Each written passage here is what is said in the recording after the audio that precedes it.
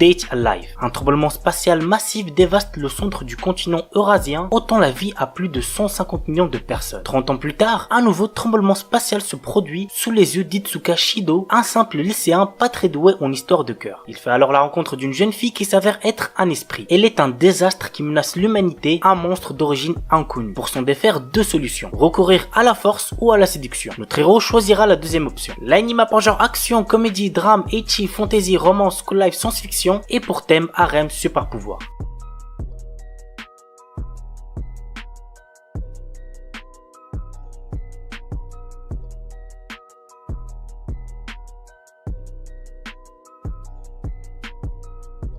Gochubu no Hanayome. Franchement, si vous l'avez toujours pas vu, foncez, c'est pour moi l'un des meilleurs animés de romance qui existent. Voici l'histoire. Futaro Uesugi est un lycéen issu d'une famille modeste. Un jour, il reçoit une très bonne proposition pour un poste bien rémunéré en tant que professeur particulier à temps partiel. Mais voilà, les filles dont il doit s'occuper sont dans sa propre classe. De plus, ce sont des quintuplés. Toutes les 5 sont très séduisantes, mais ce sont des élèves à problème, car elles détestent étudier et leurs notes sont ressentent. La première mission de Futaro sera donc de gagner la confiance des sœurs Nakano. L'anime pour genre comédie, romance, school life shonen et pour thème adolescence, école, harem.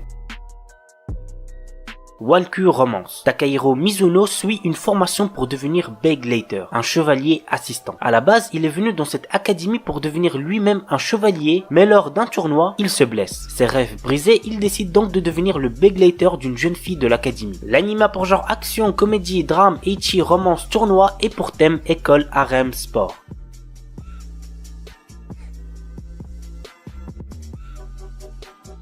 Un lycéen tout à fait banal qui est attiré par son ami d'enfance Imawari et Cosmos, la présidente du BDE et également la fille la plus populaire du lycée. Une situation sentimentale déjà bien assez complexe qui ne fait que s'envenimer davantage lorsque les deux jeunes filles lui apprennent qu'elles sont toutes les deux amoureuses de son ami. Cependant, l'histoire se complique lorsqu'une certaine fille à lunettes, nommée Sancho Queen, dit être attirée par Joro. Les gars, vraiment cet animé masterclass, j'ai trop kiffé, croyez-moi vous n'allez pas être déçus. L'anime a pour genre comédie, romance et pour thème école, harem, triangle amoureux.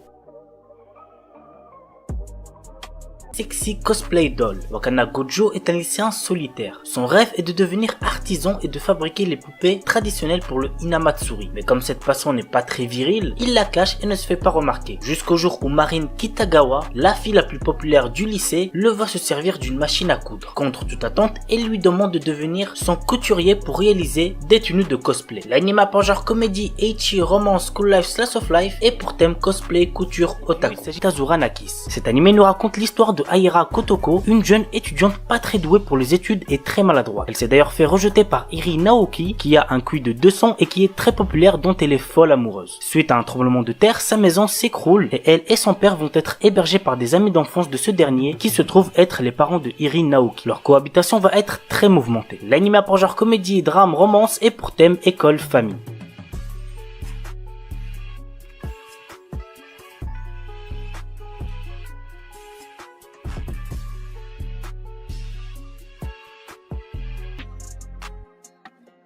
Koi to Uso. Je vous cache pas que j'ai pas trop aimé celui-là, mais peut-être que ça sera pas le cas pour vous aussi. Dans un futur proche, c'est le gouvernement qui décide du conjoint avec lequel chaque citoyen dès ses 16 ans devra passer le reste de sa vie. Ce bonheur promis sur la base de critères génétiques est à la fois source d'espoir et de désespoir. Nous suivons le quotidien de Yukari, un lycéen ordinaire qui est amoureux de Misaki. Alors qu'il déclare ses sentiments à la jeune fille, il reçoit l'avis gouvernemental avec le nom de sa future épouse, Ririna. Dans une société où avoir des sentiments pour autrui est illégal, Yukari Nijima décide de prendre le risque d'entretenir secrètement ces deux relations. L'anime a pour genre comédie, drame, romance, school life, slice of life et pour thème amitié, école, quotidien, société, triangle amoureux.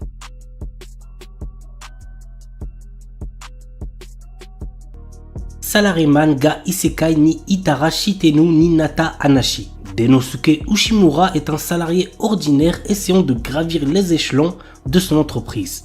Mais un jour, il se fait écraser et succombe de ses blessures. Toutefois, lorsque Ushimura reprend connaissance, il se retrouve dans un monde fantastique où il fait face au roi des démons. Ce dernier lui propose de travailler pour lui en devenant l'un des 4 rois céleste de son armée. L'anime a pour genre aventure, comédie, fantasy, isekai, romance surnaturelle et pour thème autre monde, démons, réincarnation, transmigration.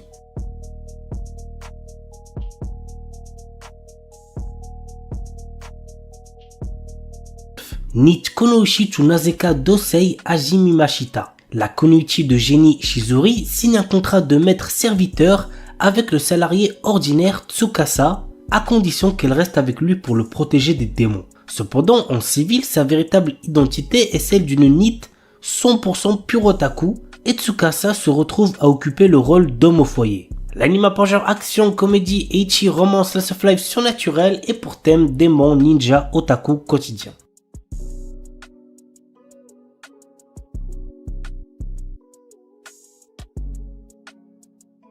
S-Rank Monster no Behemoth. Mort sur le champ de bataille en combattant vaillamment les forces du mal, un héroïque chevalier s'est retrouvé réincarné en un Behemoth, l'une des créatures les plus puissantes du monde. Seul hic, les bébés Behemoth ressemblent à s'y méprendre à de mignons petits chats. Par ailleurs, l'ancien chevalier fait bien vite face à une mort certaine, mais est secouru de justesse par Aria, une belle aventurière elfe qui passait par là.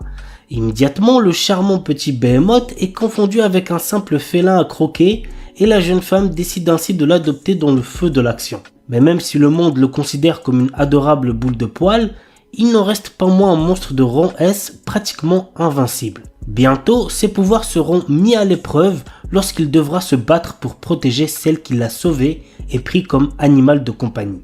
L'anime a pour genre action, aventure, comédie, ecchi, fantasy, seinen et pour thème animaux. Kikuro Mada, notre héros, est un puissant chasseur de monstres qui découvre que son ami va se marier. Décidé à profiter aussi de la vie, Kikuro accepte une dernière quête. Former Itamu Kion, une jeune fille mi-humaine mi-animale, mais aussi la plus faible des aventurières. Itamu est si faible que ses ennemis abusent d'elle, obligeant Kikuro à la secourir en permanence. L'anime a pour genre action, aventure, comédie, ecchi, fantasy, mature et pour thème harem monstre.